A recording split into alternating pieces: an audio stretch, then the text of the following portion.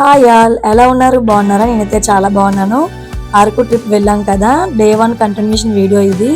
Day 2 వచ్చేసి మేము mountain view రిసార్ట్లో stay చేసాము. నెక్స్ట్ డే మార్నింగ్ వచ్చేసి పిల్లలతో స్విమ్మింగ్ పూల్లో అయితే బాగా ఎంజాయ్ చేసాము.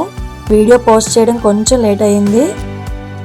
నెక్స్ట్ డే అంతా మేము ఎక్కడెక్కడికి వెళ్ళాము, ఏం చేసామో తెలియాలంటే ఈ వీడియో మొత్తం స్కిప్ చేయకుండా చూసేయండి. అలాగే నా ఛానల్ ఇంకా ఎవరైనా సబ్స్క్రైబ్ చేసుకోకపోతే వెంటనే సబ్స్క్రైబ్ చేసేసుకోండి. మార్నింగ్ లేచిన తర్వాత పిల్లలైతే స్విమ్మింగ్ పూల్లో బాగా ఎంజాయ్ చేశారు. మేము ప్రతి వచ్చినప్పుడల్లా పిల్లలు స్విమ్మింగ్ చేస్తూ ఉండడం వల్ల మా పిల్లలకైతే పూర్తిగా స్విమ్మింగ్ వచ్చేసింది. పిల్లలతో పాటు మేము కూడా కాసేపు అలాగే స్విమ్మింగ్ పూల్లో స్పెండ్ చేసాము.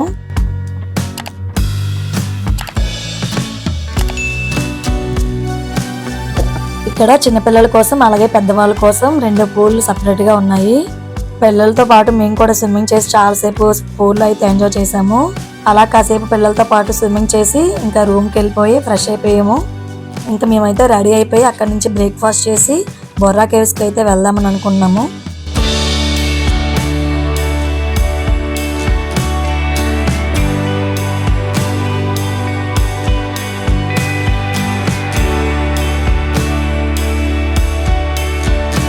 ఇది ఓపెన్ రెస్టారెంట్. పిల్లలతో సరదాగా అలా బయట ఓపెన్ రెస్టారెంట్లో కూర్చొని బ్రేక్ఫాస్ట్ అయితే చేసాము. పిల్లలైతే ఓపెన్ రెస్టారెంట్లో కూర్చొని బ్రేక్ఫాస్ట్ అయితే చేశారు. వాళ్ళైతే బ్రేక్ఫాస్ట్లోకి బ్రెడ్ ఆమ్లెట్ అయితే ఆర్డర్ చేసుకున్నారు. బ్రేక్ఫాస్ట్ అయిపోయాక రెడీ అవుదామని చెప్పి రూమ్కి వచ్చాము.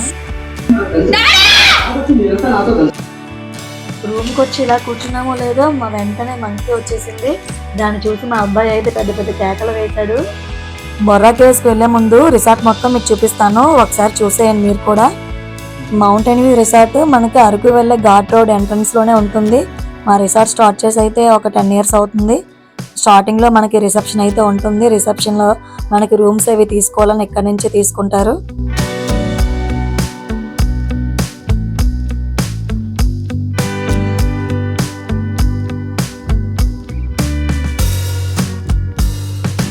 ఇది వచ్చేసి రెస్టారెంట్, ఏసీ రెస్టారెంట్. మనకి ఇక్కడ స్టేయింగే కాకుండా ఫుడ్ కూడా అవైలబుల్గా ఉంటుంది. అలాగే బయట నుంచి వచ్చే వాళ్ళకి కూడా పార్సల్స్ అవైలబుల్గా ఉంటాయి. చుట్టుపక్కల ఉన్న రెస్టారెంట్లో అన్నింటిలో కన్నా ఇక్కడున్న ఫుడ్ అయితే చాలా టేస్టీగా ఉంటుంది.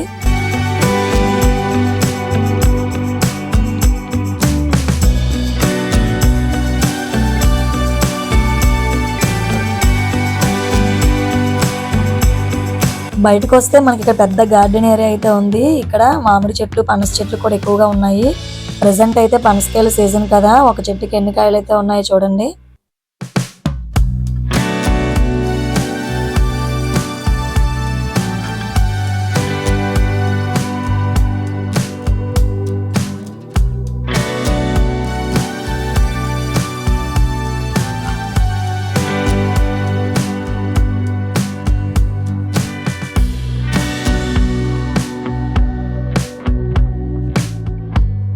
రిసార్ట్లో ఎక్కువగా ఫోటో షూట్స్ అవి కూడా జరుగుతుంటాయి. ప్రీ వెడ్డింగ్ షూట్స్ అని అలాగే వెడ్డింగ్ షూట్స్ అని ఎక్కువగా వస్తూ ఉంటారు.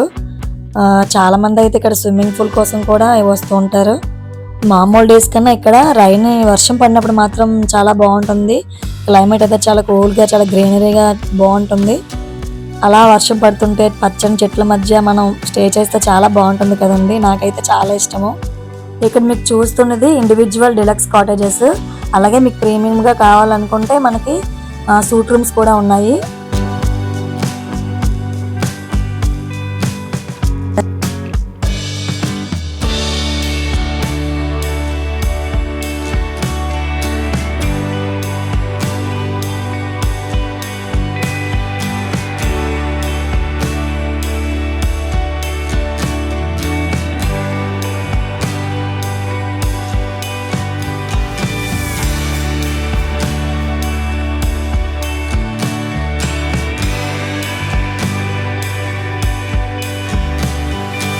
స్విమ్మింగ్ పూల్ ఇది. రిసార్ట్కి వచ్చానంటే మోస్ట్ ఆఫ్ ద టైం ఇక్కడ ఎక్కువగా స్పెండ్ చేస్తాను. అలాగే పిల్లలకు కూడా ఇది ఫేవరెట్ ఏరియా అని చెప్పొచ్చు. పిల్లలు అయితే ఎక్కువగా స్విమ్మింగ్ పూల్ ఎక్కువగా టైం అయితే స్పెండ్ చేస్తుంటారు. ఇక్కడ మనకి చిన్నపిల్లలకి స్విమ్మింగ్ చేయడానికి బేబీ పూల్ అయితే ఉంటుంది. అలాగే పెద్దవాళ్ళకి కూడా పెద్ద పూల్ అయితే ఉంటుంది. పిల్లలు కూడా ఎక్కువగా ఇక్కడే టైం స్పెండ్ చేస్తారు. ఇది ఓపెన్గా ఉండడం వల్ల చాలా బాగుంటుంది లుక్ అయితే. ఇక్కడ రూమ్స్ కోసమనే కాకుండా స్విమ్మింగ్ చేయడానికి కూడా బయట నుంచి ఎక్కువగా అవుటర్స్ అయితే వస్తుంటారు. ఇక్కడ మనకి ఓన్లీ స్విమ్మింగ్ పూల్ కోసమనే కాదు, చాలా మంది ఓపెన్ ఏరియా అవడం వల్ల బర్త్డే పార్టీస్, అలాగే haldi functions, get together functions కూడా అరేంజ్ చేసుకుంటారు. నైట్ లుక్ వైజ్ గా అయితే చాలా బాగుంటుంది.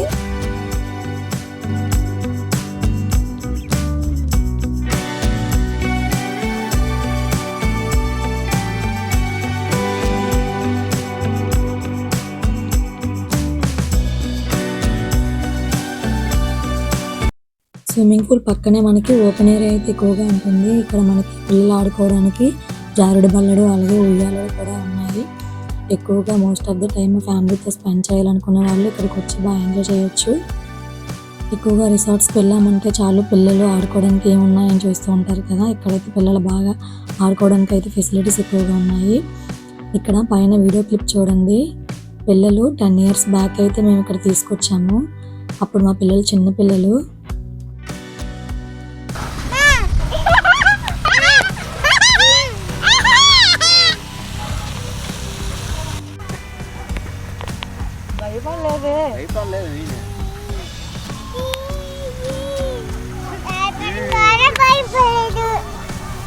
సేమ్ ప్లేస్ లో పిల్లలైతే ఇప్పుడు ఆడుకుంటున్నారు. అప్పుడు బాబు వయసు వచ్చేసి 3 months, పాప వయసు వచ్చేసి 3 years. వాళ్ళు బాగా చిన్నపిల్లలు ఉన్నప్పుడు వెళ్ళాము.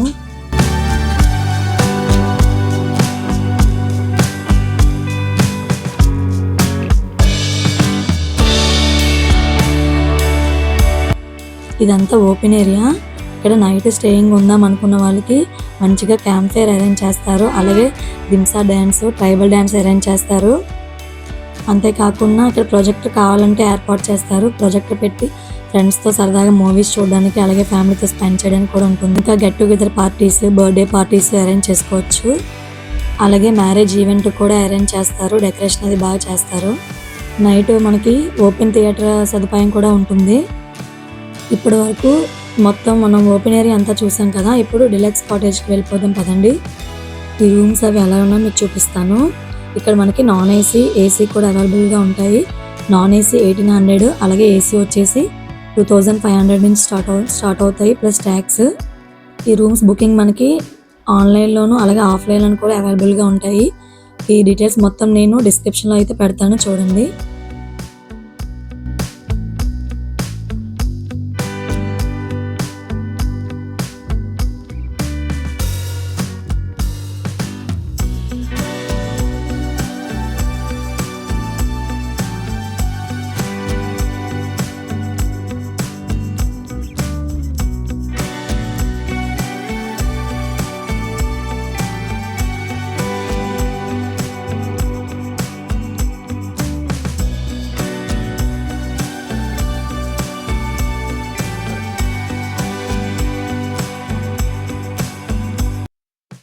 ఇంకా ప్రీమియంగా కావాలంటే మనకి ఫస్ట్ ఫ్లోర్లో సూట్ రూమ్స్ ఉంటాయి. ఈ సూట్ రూమ్స్ ఎంత పడింది ఏంటి అనేది మీకు చూపిస్తాను. మనకి ఈ సూట్ రూమ్స్ వచ్చేసి రూమ్ కాస్ట్ వచ్చేసి 3500 ప్లస్ ట్యాక్స్. అలాగే మనకి బ్రేక్ఫాస్ట్ కూడా కాంప్లిమెంటరీ ఉంటుంది. ఇక్కడ మనకి వైఫై కూడా ప్రొవైడ్ చేస్తారు.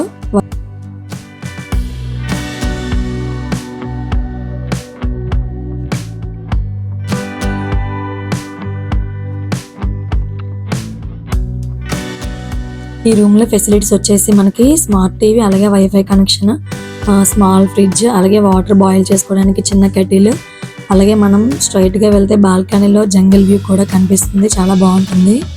ఈవినింగ్ టైంలో అలాగ వర్షం పడుతుంటే బాల్కనీలో నిల్చొని చూస్తుంటే చాలా బాగుంటుంది కదా. నేచర్ అంటే ఇష్టపడే వాళ్ళకి ఈ వ్యూ అయితే చాలా నచ్చుతుంది.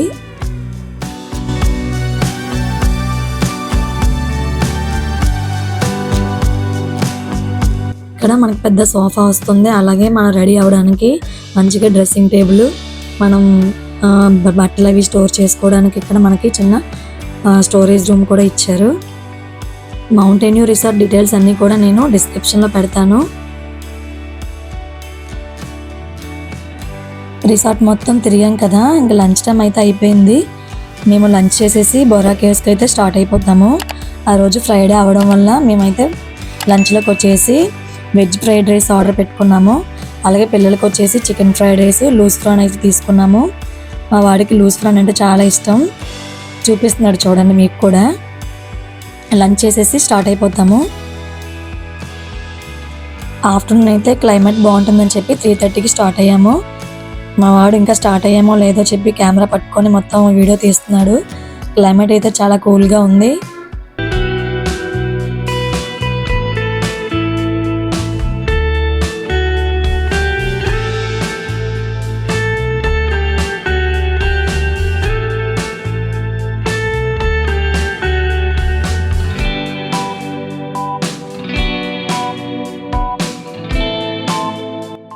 ఫైనల్లీ అయితే బొర్రా వచ్చేసాము. మీలో ఎంతమంది బొర్రా వచ్చారో నాకు కామెంట్ చేయండి. నేను 10 years బ్యాక్ వచ్చాను, మళ్ళీ ఇప్పుడు వచ్చాను. అరకు వచ్చామంటే బొంగులో చికెన్ తప్పకుండా ట్రై చేస్తాము. పిల్లలకైతే చాలా ఇష్టం బొంగులో చికెన్. ఇక్కడ మనకి చిన్న చిన్న షాపింగ్ స్టాల్స్ అయితే ఉన్నాయి. ఇక్కడ అరకుకు సంబంధించిన ట్రైబల్ సంబంధించిన మొత్తం వస్తువులన్నీ కూడా మనకి దొరుకుతాయి. ఎక్కువగా స్పైసెస్, అలాగే హ్యాండ్ బ్యాగ్స్, బ్యాంబూతో చేసిన వస్తువులన్నీ కూడా అమ్ముతుంటారు. అవన్నీ చూసుకుంటూ అలా అయితే మేము బొర్రా కేవ్స్కి అయితే రీచ్ అయిపోయాము. ఇక్కడ క్లైమేట్ ఎప్పటికప్పుడే చేంజ్ అవుతూ ఉంటుంది. పిల్లలు రాగానే ఐస్ క్రీమ్ అయితే తీసుకున్నారు.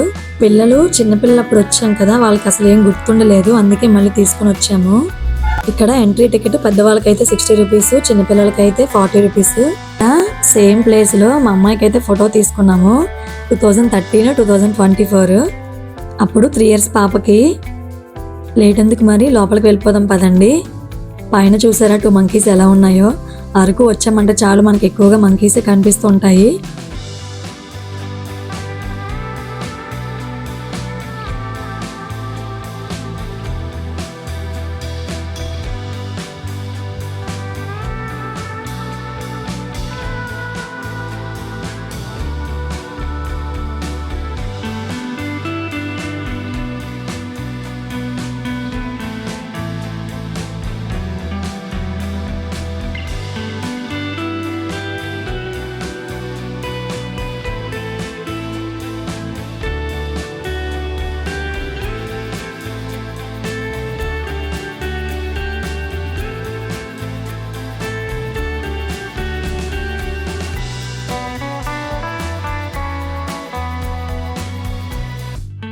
చిన్నప్పుడు ఈ గృహలు చూసి లోపల నుంచి అరుపులు, కేకలు వినిపిస్తుంటే అందులో దెయ్యాలు, భూతాలు ఉండేవి అనేవాళ్ళు.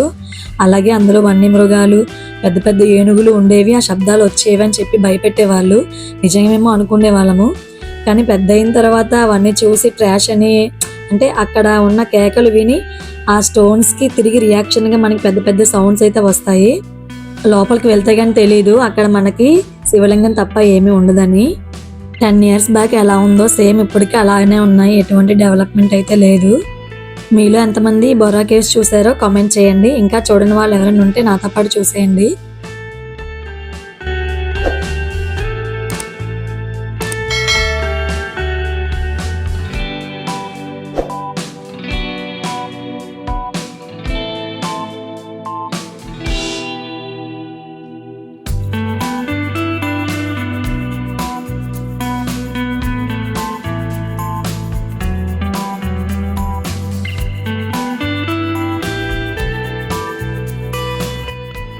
ఇవి ఎప్పటి నుంచో కొన్ని వేల సంవత్సరాల నుంచి అయితే ఉన్నాయి.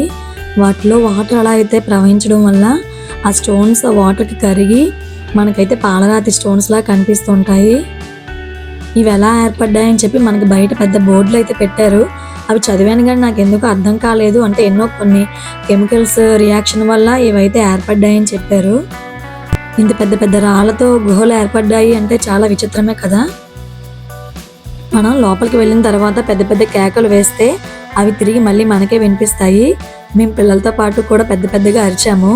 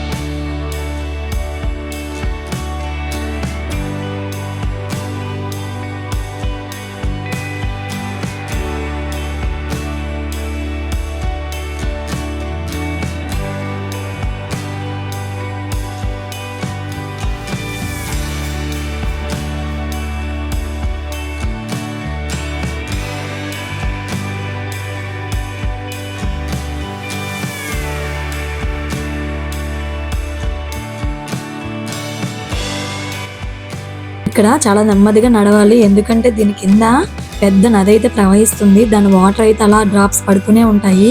ఇక్కడ చాలా చిన్న గృహ ఉంది, అందులో నుంచి రాగలనా లేదా అని అనుకున్నాను, కానీ చాలా బాగా వస్తాను, కొంచెం సన్నగా ఉంటాను కదా. ఇక్కడ నేనైతే బయటికి బాగానే వచ్చేసాను. కొంచెం లావుగా ఉన్న వాళ్ళు అయితే రాలేరు. స్టోన్స్ చూసారా ఎంత సాఫ్ట్గా ఉన్నాయో. ఈ గుహల్లో లైట్స్ ఉన్నంత వరకు పర్వాలేదు, కానీ వన్స్ లైట్ ఆఫ్ అయిందంటే చాలు, అక్కడ హార్ట్ అటాక్ ఉన్న వాళ్ళు మాత్రం చెప్పక్కర్లేదు. ఇంకా అప్పట్లో ఎక్కువగా మునీశ్వర్లు ఇలాంటి గుహల్లో తపస్సు చేసేవారంట.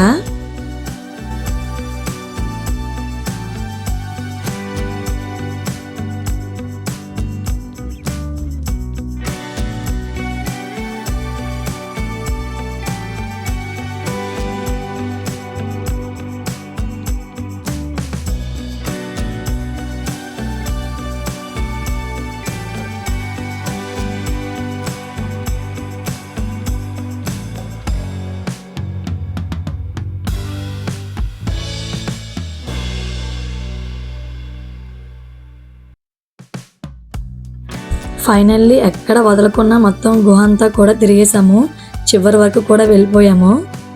మీకు గుర్తుండే ఉంటుంది, జగదేక వీరుడు అతిలోక సుందరి మూవీ తీసింది ఇక్కడే, షూటింగ్ స్పాట్ దగ్గరకు వచ్చాము. ఆల్మోస్ట్ గుహ చివరికైతే ఎండింగ్కి వచ్చేసాము. అప్పట్లో ఆ మూవీ చాలా హిట్ అయింది కదా.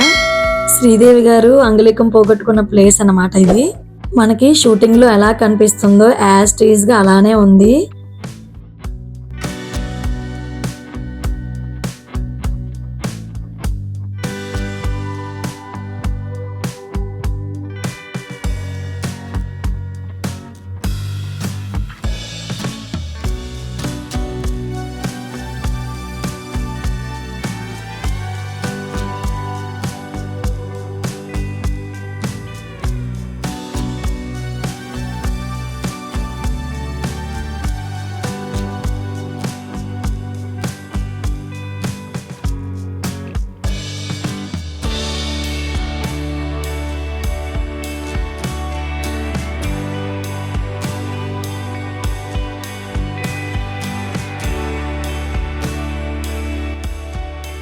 అంతా తిరగడం వల్ల ఏమో నా కాళ్ళు అయితే పట్టేశాయి, నేను ఇంకా నడవలేకపోయాను. పిల్లలు మా వారైతే ఈ పైకి వెళ్ళి అక్కడ చిన్న శివలింగం ఉంటే దాన్ని దండం పెట్టుకొని వచ్చారు. ఆ స్టెప్స్ చూసారా ఎంత హైట్లో ఉన్నాయో. అక్కడ వచ్చే వాళ్ళందరూ చెప్తున్నారనమాట అక్కడ శివలింగం ఉంది అని చెప్పి. పెద్దవాళ్ళు అలాగే కాళ్ళ నొప్పులు ఉన్న వాళ్ళు మాత్రం ఎక్కలేరు. ఇక్కడ కాలు చిన్న స్లిప్ అయిందంటే చాలు అక్కడి నుంచి కిందకి దొర్లొచ్చేస్తారు. పాప అక్కడి నుంచి చూసి హాయ్ చెప్తుంది నాకు, నేను కింద ఉండిపోయాను కదా.